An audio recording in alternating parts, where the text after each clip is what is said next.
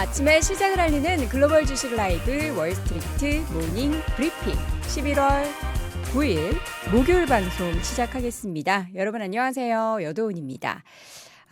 이제 아침부터 실적 발표 시즌도 그렇고 이 서머타임이 끝나고 나서는 너무나 숨 고를 시간이 없이 방송을 바로 시작하는 것 같습니다. 일단 저는 지금 암홀딩스의 실적 발표 그 이후의 움직임을 보고 있는데요. 현재 애프터마켓에서 8% 넘는 하락세가 보이고 있고요. 오늘 디즈니 실적 발표도 있는 걸로 알고 있는데 아직 디즈니를 제가 못 찾은 건지 발표를 안 한 건지 저는 소식이 나오는 대로 일단 전화 드릴 건데 지금 애프터마켓에서 3% 넘게 디즈니가 상승을 하고 있고요. 실적 발표했네요. 실적 발표했으니까 제가 지금 바로 직독직해로 가능할지 모르겠지만 직독직해로 잠시 후에 자세한 실적 내용을 전달을 드리도록 하겠습니다. 자, 살짝 이야기 드리자면 4분기 실적 괜찮았네요. 예상을 뛰어넘는 실적 발표, 스트리밍이 좀 괜찮았다. 잠시 후에 궁금하시죠? 전달을 해드리도록 하겠습니다. 자, 오늘은요, 심층 인터뷰 ISL 이지환 대표와 함께 목요일이니까 또 다양한 지표를 통한 시장의 방향성 짚어보도록 하겠고요. 월가의 소식은 오늘도 그래너리 투자자문 이원수 대표와 함께 시장 이야기 나눠보도록 하겠습니다. 자, 오늘 제가 스타일이 오랜만에 좀 다시 차분한 모드로 들어왔죠. 오늘 오후에 제가 일정이 또 외부 일정이 있어가지고 한번 차려입고 왔습니다. 또 이렇게 매일매일 좀 푸석푸석한 모습만 보이다가 이런 날도 좀 있어야죠. 감사드리는데 이제 시장이 조금 분위기가 같이 좋았으면 좋은데 아쉽게도 3대 지수가 좀 혼조를 보였습니다. 여러분은 이 혼조를 어떻게 평가하셨을란가 모르겠어요. 아침에 제가 이제 제목을 적는데 처음에는 저도 약간 혼란스러웠어요. 그때는 3대 지수가 모두 약세권이었거든요. 근데 지금 막판에 살짝 돌아서면서 S&P 500과 나스닥이 강보합권에서 마감이 됐습니다. 제가 이렇게 왔다 갔다 했던 건요. 그 국채 입찰 항상 우리가 최근에 이제 어제는 3년물이었고 오늘은 밤사이 10년물이 있었는데 요걸 성공적으로 봐야 하는지 애매한 걸로 봐야 하는지 저도 판단이 좀 어려운데 여기에 대해서 시장에서도 평가가 좀 엇갈리고 있습니다. 그 응찰률에 대해서는 이전보다 조금 줄어들었는데 그래도 이렇게 수요가 있다라는 게 괜찮은 거 아니야? 라면서 좀 반반 의견이 엇갈렸고요. 그래서 저도 처음에 10년물 국채 입찰 성공적이라고 썼다가 요거 성공적 아닌 것 같기도 하다라는 평가도 있네 하면서 그 내용을 쏙 빼서 숨 고르기 단기간의 상승에 따른 좀 피로감이 좀 있는 것 같다라는 그런 시장 분위기를 제목에 담아봤는데요. 이번에 상승에 대해서 일부 전문가들이 어떤 생각을 가지고 있냐. CNBC 보도를 보면요. 최근 주식시장의 상승세가 달라진 시장 분위기를 토대로 한 것이 아니라 주가 하락을 좀 예상을 했던 공매도에 나섰던 헤지펀드들이 예상과 달랐던 단기간의 상승에 따른 당황해가지고 공매도를 접느라고 주식을 사들였기 때문일 것으로 그러니까 쇼커버링 물량이 계속해서 유입된 그에 따른 수급의 끌어올립니다라는 평가도 있습니다. 울프 리서치의 최고 투자 전략가 크리스 세니액이라는 사람이 분석 노트를 내놨는데 지난주 미국 국제 수익률 하락과 주식시장의 급반등은 자산군 전반에 걸친 쇼커버링 랠리에서 비롯된 것으로 판단하고 있다라고 이야기하고요. 이 장기 추세라기보다는 단기적인 거래 흐름에 따른 변화 정도로 좀 어떻게 보면 제한적인 상승으로 평가를 하고 있습니다. 여러분은 어떻게 보실란가 모르겠고요. 채권 시장 분위기 잠깐 전달을 해드리자면 여기도 혼조를 보였습니다. 단기물 2년물 같은 경우에는 다시금 올라갔고요. 장기물 같은 경우에는 떨어지는 그런 모습이 보였는데 10년물 금리는 4.5 초반까지 떨어졌고요. 그리고 30년물은 보니까 9bp 이상 하락을 했습니다. 그러나 단기물 같은 경우에는 소폭 상승하면서 장중에 한 2bp 정도 올라가는 모습 보이면서 4.9% 수준을 기록하는 모습이었습니다. 잠깐 브리핑을 해드리자면 400억 달러 규모의 10년물 국채 입찰에 나섰습니다. 낙찰 금리는 4.519%를 기록을 했고요. 현재 시장 금리가 4.511%보다는 조금 오른 수치로 기록이 됐습니다. 과연 요거를 이제 어떻게 평가할 건지는 조금 더 계속돼서 이어지는 장기물 또 국채 입찰이 예정이 돼 있기 때문에 그 흐름을 같이 보시면 좋을 것 같고요. 자, 파월 의장이 어제 연설을 했습니다만 다행이라고 표현을 해야 될까요? 통화정책 관련해서나 뭐 경제 전망에 대한 언급은 없었는데, 근데 중요한 건 이제 오늘 밤에 또 해요. 바쁘시네요. 오늘 밤에 또 하는데, 10일에 하네요. 10일에. 오늘 밤이 아니고 10일에 예정돼 있는 IMF에서의 컨퍼런스 연설이 있는데, 여기에서는 통화정책 관련한 내용의 컨퍼런스이기 때문에 뭐 긴축의 방향이나 앞으로의 그 강도에 대해서 이야기를 할 걸로 예상이 돼서, 또 여기서는 어떠한 다른 이야기를 하게 될지, 혹은 매파적인 이야기를 해도 시장이 최근에 그래왔던 것처럼 큰 별 반응은 없이 좀 흘러가게 될지는 지켜보셔야겠습니다. 자, 이 가운데 국제유가가 계속해서 좀 하락세를 보이고 있습니다.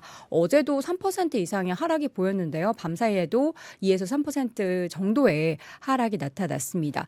WTI 기준으로 현재 보면은 배럴당 75달러 수준까지 지금 떨어져 있는데, 근데 이 배경이 조금 아쉽습니다. 어제도 이제 중국 관련해서 여러 가지 지표들이 여전히 경기에 대한 부진을 나타내고 있는 상황에서 수요도나 이야기를 말씀드렸죠. 그래서 국제유가가 하락했다라는 부분을 언급을 했는데, 유로존 소매 판매 같은 경우에도 크게 감소하면서 소비자의 수요 악화, 그리고 경기 침체 가능성이 급부상을 하고 있습니다. 그래서 국제유가는 이런 전 세계 경기 둔화와 함께 수요가 떨어질 거다라는 그런 분위기 가운데서 원유 수요 감소에 대한 부정적인 환경 속에서 이렇게 하락을 하고 있어서, 과연 이게 유가가 좀 이렇게 떨어지는 게 마냥 또 좋은 것만은 아니다라는 부분이 확인이 되고 있고요.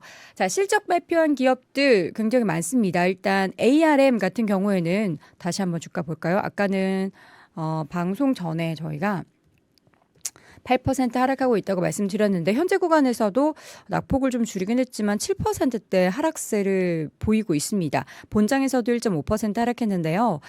지금 상장하고 나서 처음 실적 발표를 하는 거죠. 근데 매출이 예상치를 하회를 했습니다. 매출은 예상치를 상회를 했습니다. 그러나 지금 주당 순이익 부분이 좀 문제가 된 것 같은데, 예상이 7억 4,430만 달러였는데 매출은 8억 600만 달러를 기록을 했고요. 그리고 매출 가이던스가 예상을 하회했군요. 주당 순이익은 0.36달러 기록을 한 모습이었습니다. 그리고 디즈니 앞서서 말씀을 드렸죠. 디즈니의 주가가 지금 애프터마켓에서 3% 정도 상승을 하고 있는 상황인데요. 현재 구간에서도 상승을 하나 한 번만 더 확인해 보겠습니다. 4%까지 상승 흐름이 나타나고 있습니다. 최근에 그 행동주의 펀드 쪽에서 계속해서 지금 굉장히 역사적으로 낮아져 있는 디즈니의 주가 관련해서 뭔가 기대감을 가질 만한 그런 행보를 보일 것이다라는 기대감 속에서 디즈니의 주가도 바닥권에서 조금 올라갔었죠. 지금 장 마감 이후 발표한 실적 내용을 보니까 연간의 비용 절감 목표를 지난 2월에 설정한 55억 달러에서 75억 달러로 상향 조정을 했습니다. 그리고 지금 스트리밍 관련한 수치를 보면은 거의 700만 명에 가까운 디즈니 플러스의 스트리밍 관련한 그 고객들이 집계가 되고 있고요. 이번에 가격을 좀 인상했는데, 이러한 인상 이후에 손실 규모도 많이 줄어들었습니다. 20% 가격 인상을 한 이후에 같은 작년에는 14억 1천만 달러의 손실에서 올해는 3억 8,700만 달러로 손실 규모가 축소가 됐다라는 겁니다. 괜찮네요. 그리고 지금 컴캐스트의 훌루 지분 33% 매입하겠다라는 약속, 이런 부분들도 지금 언급이 되는 상황 속에서 주가는 실적 발표 이후에 4%까지 상승폭이 커지는 모습이 나타나고 있습니다.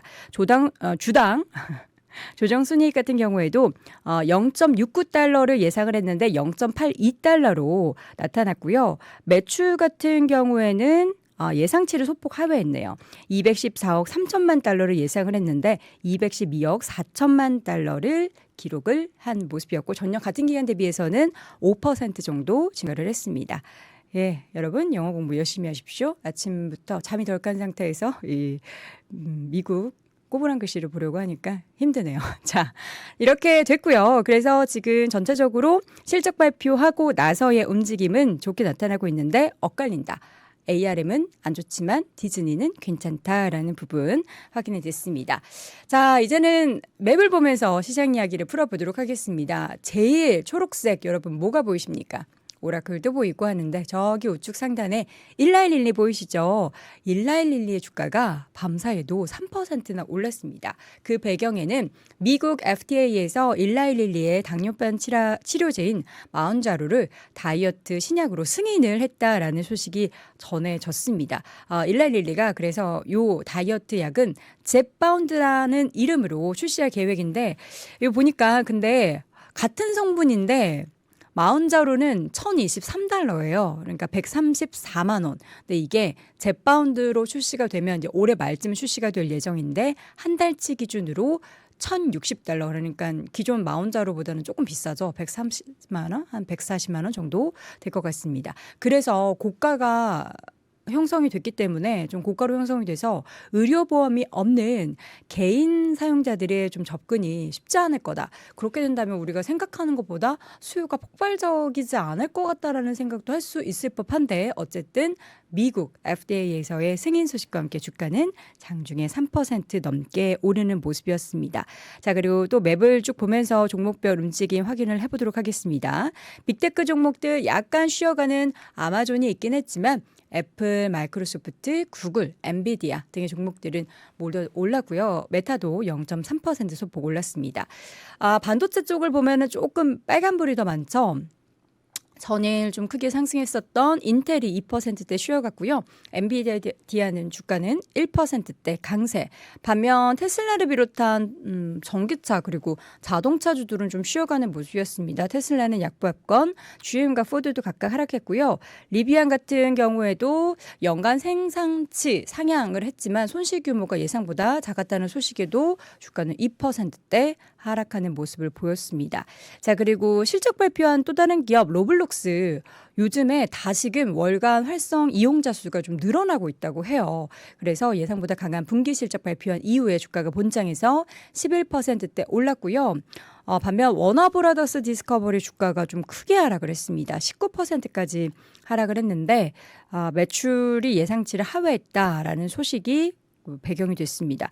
순손실 규모가 우리나라 돈으로 5,469억 원, 미 달러화로 4억 1,700만 달러를 기록한 모습이었고요. 주당 순손실은 0.17달러를 기록을 했습니다. 왜 이렇게 좀 실적이 부진했나 봤더니 TV 네트워크에서 좀 큰 비중을 차지하는 광고 수입이 전년 대비해서 12% 감소했다라는 부분이 그 배경이 됐습니다. 실적 발표한 또 다른 기업은 로빈후드 3분기 매출 추정치 누락된 이후에 14% 이상의 하락세 보이는 모습이었고요. 반면 실적이 예상치를 상회하는 정유주 가운데 어제 말씀드렸던 옥시덴탈 페트롤리움은 1% 이상의 상승을 보이는 모습이었습니다. 그러나 정유주 같은 경우에는 그 실적 발표가 괜찮았었던 옥시덴탈 페트롤리움을 제외한 유가 하락과 함께 전체적으로 모든 종목들이 빨간불을 켜는 모습이었고요. 쉐브론, 엑스모빌 등의 종목들은 1%대 하락하는 모습이 나타났습니다. 아침부터 실적 발표한 기업들이 너무 많네요. 이제 막바지에 접어들고 있는 가운데 실적은 막바지. 그럼 앞으로 연말은 뭘 보면서 시장의 방향성을 가늠을 해야 될지 잠시 이어지는 심층 인터뷰 IS의 이지환 대표와 함께 확인해 보시죠.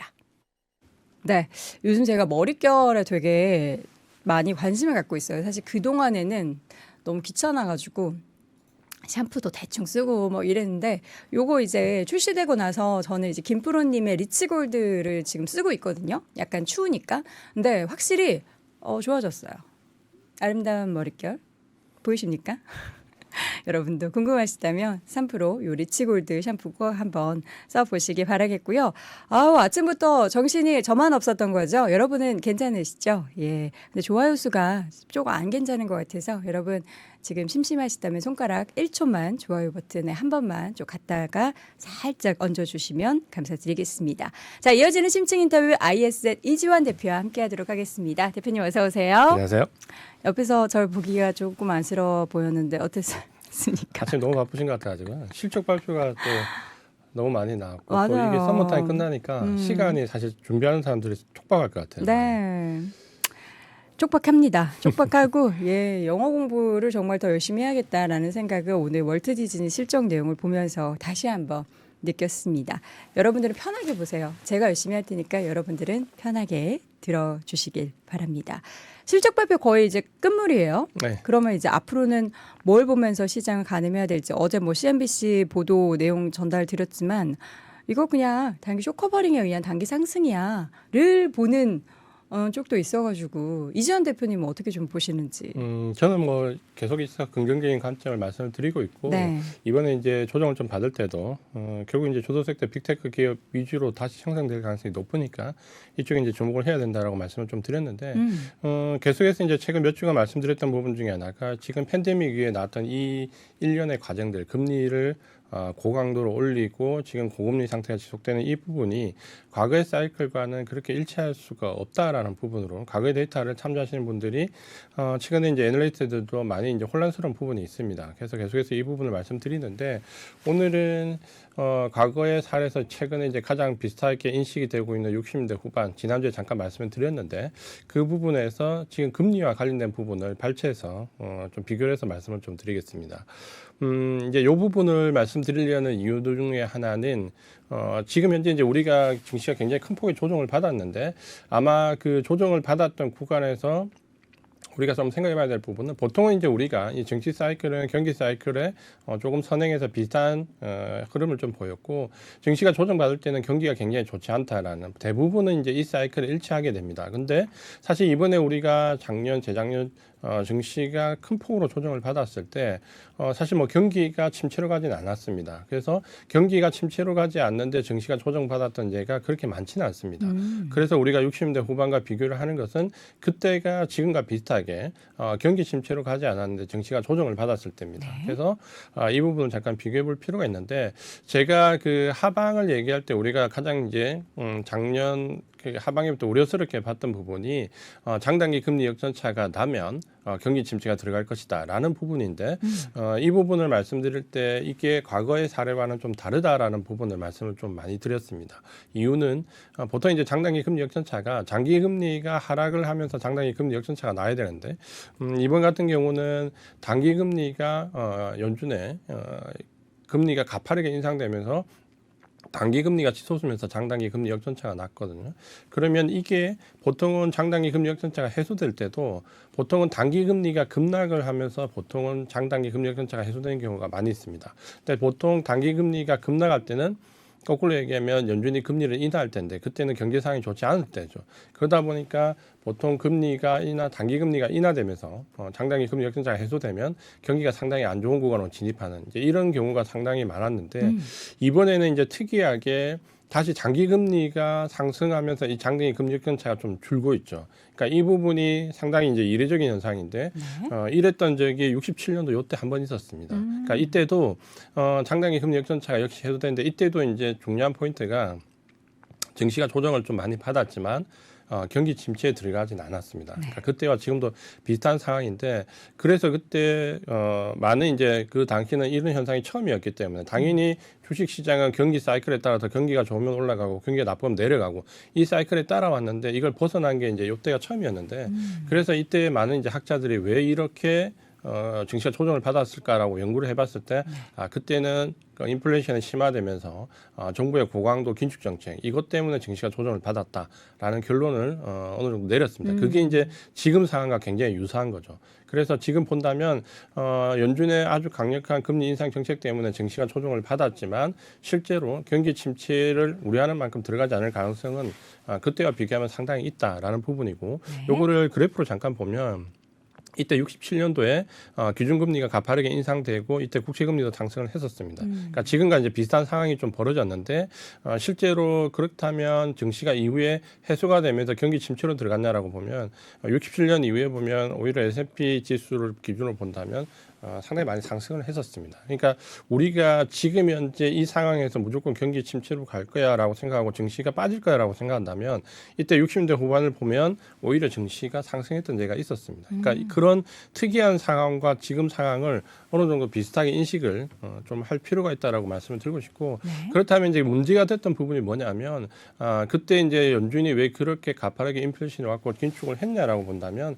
재정 진출이 그때도 물론 방만하게 좀 운영이 됐습니다. 지금도 미국의 재정 지출이 너무 크기 때문에 이게 굉장히 크게 문제가 될 거다라고 얘기를 하고 있는데 제가 이제 볼 때는 그때와 지금의 미국의 재정 지출의 성격이 조금 다른 게 있습니다. 그러니까 뭐냐면 우려하는 부분은 역시 마찬가지지만 그 당시에 미국의 60년대 후반에 재정 지출이 굉장히 컸던 이유 중에 하나는 그때가 이제 민주당 정권이 집권했을 때거든요.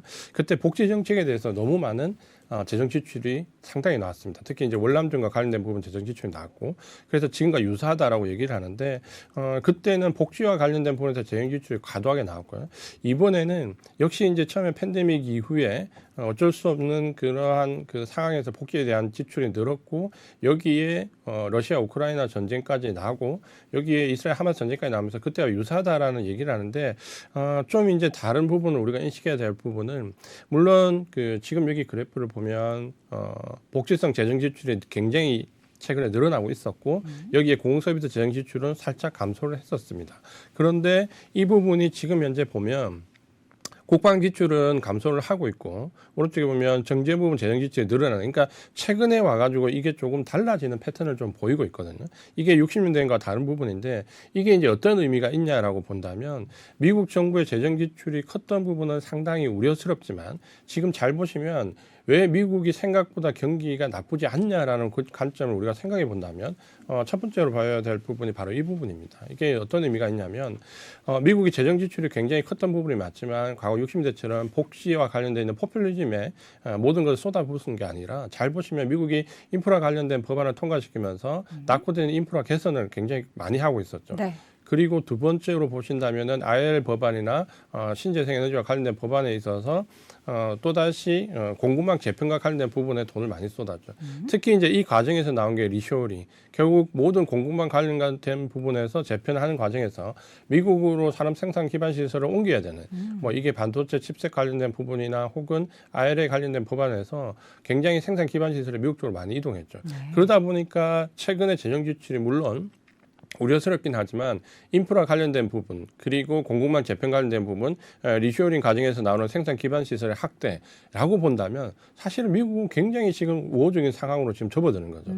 그러니까 이 재정 지출이 단순하게 복지에 퍼주는 포퓰리즘이었다면 우려스럽겠지만 이런 경제적인 부분에 대한 집중도가 오히려 팬데믹에 늘어났기 때문에 미국은 사실 지금 경제 지표가 생각보다 나쁘지 않게 나온 이유는 오히려 이런 부분에서 우리가 좀 더 우호적인 요인을 찾아볼 수 있다. 그래서 60년대와 단순하게 지표상에 비교를 해보면 경기 침체 들어가지 않을 가능성이 상당히 있는 부분도 맞고 그때야 좀 다 우려스러운 부분은 그때 60년대 후반에 증시가 경기 침체에 들어가자면서 굉장히 큰 폭으로 오른 이후에 70년대 초반에 또 굉장히 큰 폭의 하락을 겪었거든요. 근데 지금은 그 하락마저 겪지 않을 가능성이 높다라는 부분이 바로 이런 미국의 재정 정책이 경제 지출과 관련된 부분에 많이 늘어났기 때문에 그때와는 다르다. 이런 인식을 좀 가질 필요가 있습니다. 네.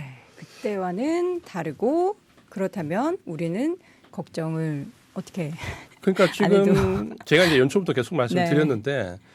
굉장히 비관론과 반대해서 제가 계속 긍정론으로 연초에 나스닥을 사야 된다는 언급을 드렸던 네. 이유가 이 사이클과 전체적인 사이클을 봤을 때 결국은 금리 동결 시기에 항상 우리는 지금 시기가 굉장히 특별할 거라고 생각하지만 지나고 보면 비슷한 경우가 대부분이거든요. 그러면 그 선택은 금리 동결 시기로 넘어갈 가능성이 높고 결국은 이 시기에 어떤 선택을 해야 되느냐. 구조적인 성장성을 가져가는 쪽을 찾아야 된다. 네. 그럼 구조적인 성장성을 가져가는 쪽은 캐펙스 투자가 이 시기에 어려울 때 가장 많이 투자가 집중되는 섹터를 찾으면 됩니다. 그 부분이 이제 지난번에 말씀드렸던 뭐 AI 반도체, AI와 관련된 쪽, 그리고 EV, 배터리 쪽, 그리고 헬스케어 쪽. 그러니까 이렇게 압축이 되는 거죠. 그러니까 이런 걸 본다면 미국 증시는 계속해서 제가 긍정적으로 봐야 된다 말씀드렸고 이번 조정이 생각보다 좀 크긴 했지만 오히려 이 조정이 빠질 때 빅테크 기업들은 매수하는 기회로 삼아야 된다라고 말씀드렸던 이유도 거기에 있습니다. 그러면 지금 현재 이제 파월 의장이 어제 연설했는데 사실 뭐 어제는 그 연준 행사장에서 개막식 연설이기 때문에 어떤 본인의 어떤 특유의 그걸 나타내기는 어렵죠. 이제 의례적인 개막 행사 연설이었기 때문에 그게 이제 나타낼 리는 없고 뭐 유가 같은 경우도 역시 마찬가지지만 여러 가지 상황이 지금 복잡하게 지금 얽혀져 있는데 이럴 때는 어떻게 보면 가장 중심이 있는 멘트에 좀 집중할 필요가 있습니다. 그러니까 파월이 강조했던 부분이 고용이거든요. 그러니까 고용이 결국은 가장 중요한 부분이 이게 소비와 직결되고 이게 결국은 경기가 맞물린다라고 봤는데 지금 지난주에 고용 지표가 사실 좀 안 좋게 나왔잖아요. 근데 증시가 그날 오히려 상승을 했잖아요. 그러니까 이 부분이 근데 작년하고는 좀 다른 게 있죠. 그러니까 작년 시장이 안 좋을 때 올 초 전까지 안 좋을 때 지표를 거꾸로 해석하던 것과 일맥상통하게 그렇진 않아요. 그러니까 우리가 왜 그렇지 않냐라고 하면 지난주에 나왔던 고용이 좀 완화됐던 부분은 어떻게 보면 감내할 수 있는 수준 범위 안에 있기 때문이거든요. 그러니까 요거를 우리가 생각할 필요가 있고 지금 현재 보면 임금 상승세를 완만하게 지금 둔화가 되고 있잖아요. 그러니까 시간당 평균 임금 상승률이 지금 둔화가 되고 있고 초과 수요는 여전히 유효하지만 이 초과 수요가 완만하게 해소가 되고 있다. 그러니까 굉장히 지금 고용 시장은 이상적인 상황으로 가고 있거든요. 그러니까 지금 이 초과 수요가 예를 들어서 급격히 떨어져 버리면 경기 침체에 대한 우려감이 또 커지는데 완만하게 둔화가 되고 있다라는 부분이 가장 인상적인 부분인데 그렇지만 지금 현재 우리가 또 체크볼 부분은 단위 노동 비용은 하락을 하고 있는데 노동 생산성은 큰 폭으로 개선되고 있습니다. 그러니까 요 그래프가 노동 비용 하락과 노동 생산성이 개선되는 부분을 보여주는데 사실 이제 이런 움직임이 나올 때는 거의 이제 경기 확장 국면에서 나오는 형태입니다. 그러니까 이런 노동시장의 변화를 본다면은 지금이 뭐 경기 확장 국면이야 이렇게 얘기하기는 어렵겠지만 파월의 머릿속에는 계속해서 이 탄탄한 고용이 완만하게 완화되는 게 속으로는 진짜 캐지를 부를 만큼 본인의 의도와 밀접하게 맞아 떨어질 겁니다. 그래서 지난주에 발표됐던 고용지표가 좋지 않았는데 이게 그냥 단순하게 작년처럼 시장이 안 좋아서 역으로 해석하는 그런 부분이 아니다라는 것은 요거를 좀 참고할 필요가 있습니다. 네. 지금 이제 제가 연착륙에 대한 부분, 골디락스에 대한 부분을 계속해서 그 올해 3, 4월 달부터 말씀을 드렸는데 그때 이제 제가 이게 3% 나와서 말씀드릴 때 지금 말하면 욕을 많이 들어먹을 것 같은데라고 전제를 달았었거든요. 근데 제가 그때 조금 그 자신감 있게 말했던 부분은 이 사실은 고용지표였습니다. 그러니까 고용지표가 보면 지난주에 고용지표가 왜 감내할 수준 범위 안에 있냐라고 보면 보통 골디락스에 들어갔을 때 노동시장이 어느 정도 수준이냐를 보려면 실업률이 한 4% 정도 초중반 정도 됩니다. 그리고 신규 실업수당 청구 건수가 25만 건에서 30만 건 정도 되면 이 정도는 골디락스로 우리가 들어가는 고용 과정이라고 인식을 하거든요. 근데 지금 실업률은 3.8%, 3.9% 아직은 더 낮죠. 그리고 실업수당 청구 건수도 지금 20만 건 초반대니까 25만 건이나 30만 건 여기까지는 사실 여유가 있습니다. 그러니까 지금 이 정도 골디락스로 가는 수준까지의 노동시장이 어느 정도 완화되는 여유가 있기 때문에 지난주처럼 어느 정도 고용이 조금 안 좋게 나오더라도 그거는 골디락스로 가는 과정으로 충분히 이해가 될 수 있다는 거죠. 그러니까 그렇게 본다면 아직까지는 고용시장에 대한 여유가 있고 마지막 인플레이션 불을 붙들어두기 위한 연준의 어느 정도 여유가 있다라는 거죠. 그러니까 이게 지금은 가장 중요한 부분이 될 것 같고 결국은 생각보다 파월이 지난번 FOMC에서 강조했던 것처럼 인플레이션이 이만큼 떨어지는데 실업률이 이만큼밖에 안 올랐어라는 본인이 어떻게 보면 가장 큰 업적을 강조할 만하다라는 거죠. 그러니까 이게 지금은 파월의 모든 정책에 가장 자신감을 기반을 형성하고 있다. 이렇게 이제 우리가 볼 수 있습니다. 지금 네. 시청자분께서 인플레이션이 다시 오르더라도 실업률이 3.5% 이하로 낮게 유지되면 주가는 상승합니다. 이 논리는 뭔가요?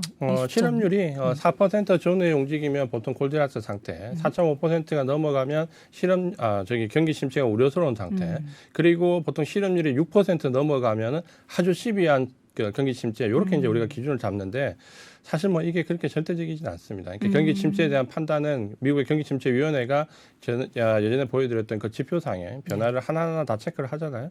그리고 제가 이제 항상 강조드리지만 이 경기 침체에 대해서 확신을 주는 거는 경기 침체에 들어가고 보통 8개월이나 9개월 뒤입니다. 그러니까 확정 판단을 받는 거는 시간적 갭이 너무 크기 때문에 우리가 이런 부분을 보는데 지금은 어쨌든 고용에서 골디락스까지도 상당한 여유가 있다라는 것은 한번 인식해 볼 필요가 있죠. 그러니까 이게 굉장히 중요한 부분이고 파월이 굉장히 강조하는 부분이 또 되기도 합니다. 사실 이제 이번 그 11월 1일 날 떴던 FOMC와 재무부의 국채 그 공급 발행 발표가 상당히 중요했는데요.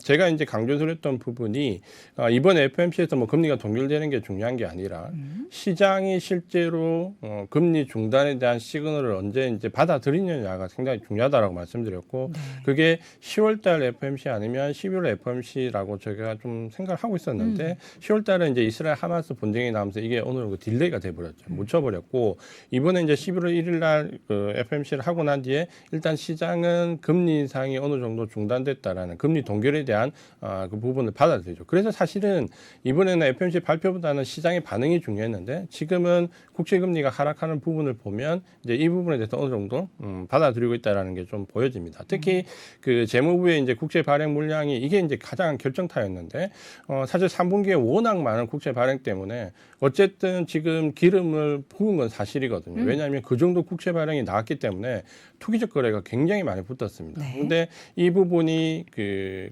4분기에 국채 발행 정도가 7천억 달러 조금 넘는 수준에서 어느 정도 예상보다 소폭 줄었기 때문에 투기적 거래가 감소했죠. 그 부분에서 이제 결정타였는데 뭐 빌 레그먼이 아신 것처럼 국채에 대한 매도 숏 포지션을 청산을 했다. 라는 얘기가 나왔고 여기에 이제 한 발 더 나가서 드러켄 밀러가 나는 오히려 국채를 샀다. 물론 이제 장기물은 아니지만 단기물 국채를 샀다라는 얘기가 나오면서 국채 금리 그 하락을 가속화시켰죠.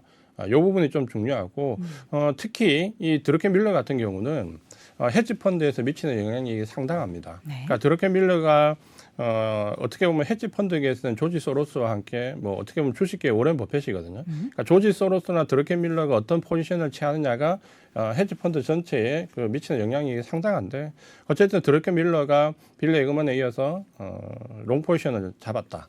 국채를 샀다라는 부분은 헤지 펀드가 이제 반대 포지션을 움직이기 시작했다라는 얘기고 이게 또 국채 금리가 하락하는데 상당한 영향력을 좀 줬습니다. 그래서 국채 물량의 발행에 대한 물량이 좀 감소를 하고 FOMC에 대한 금리 인상이 어느 정도 중단에 대한 부분을 받아들여졌고 여기에 이제 10월 고용 지표가 조금 둔화되면서 디스플레이션을 어느 정도 반영을 했다. 이제 이렇게 나오면서 전반적으로 미국 증시는 조정 정도 마무리할 수 있는 기반을 이제 좀 조성을 한 거죠. 네. 결국은 어떤 지표보다도 국채 금리가 상승하면서 조정을 받았다라고 하면 지금 이제 국채 금리가 어느 정도 하방 압력을 받을 시기고 투기적 거래가까지 감소하면서 지금은 어느 정도 안정을 찾았다라고 보면 미국 증시는 이제 제 갈 길을 갈 수 있는 타이밍이고 이 금리 동결기에서 항상 강조드렸지만 제 갈 길을 간다는 것은 모든 증시가 상승한다는 게 아닙니다. 그러니까 이 금리 동결기는 상승하는 종목과 하락하는 종목이 상당히 차별화되는 시장인데 요거는 뭐 지난번에 보여드렸던 것처럼 딱 국채금리 상승률을 놓고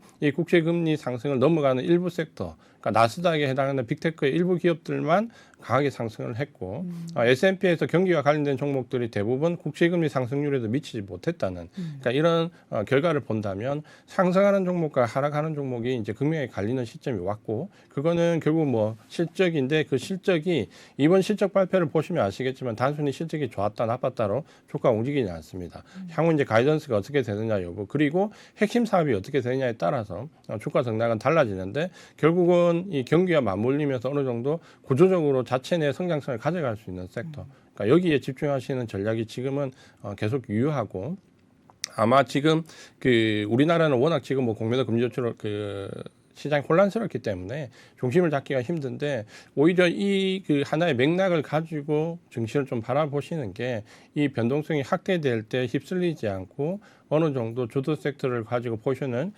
가지고 좀 구축해 나갈 수 있는 그 시점이 어떻게 보면 지금은 좋은 기회가 왔다라고 보실 수 있을 것 같습니다. 네. 자, 좋은 기회 속에서 또 빅테크 종목들을 계속해서 담는 전략을 말씀해 주시고 계십니다. 사실 저는 미국 시장은 별로 걱정이 안 돼요. 네, 우리나라가 문제죠. 미국 걱정하는 거 아니니까. 미국은 이렇게 뭐 골디락스고 참 좋고 하는데 우리 증시는 참 뭐 길게 말하지 않겠습니다. 어제도 힘이 빠진 증시였기 때문에 어쨌든 이제 우리 증시가 안 좋으면 미국 시장에서라도 수익을 봐서 그것을 상쇄라도 시켜야겠죠. 조금 이거를 너무 모멘텀에 집중 안 하셨으면 좋겠어요. 결국은 지금 이제 공매도 금지 조치 때문에 수급에 모든 게 지금 포커스를 맞추고 있는데 네. 주식이 수급에 따라서 물론 단기적으로 움직이긴 하지만 지금 중국 증시가 어느 정도 바닥을 잡아가는 물론 이제 지표 발표가 좀 안 좋게 나왔지만 그럼에도 불구하고 바닥론에 대한 부분이 지금 살금살금 나오고 있거든요. 네.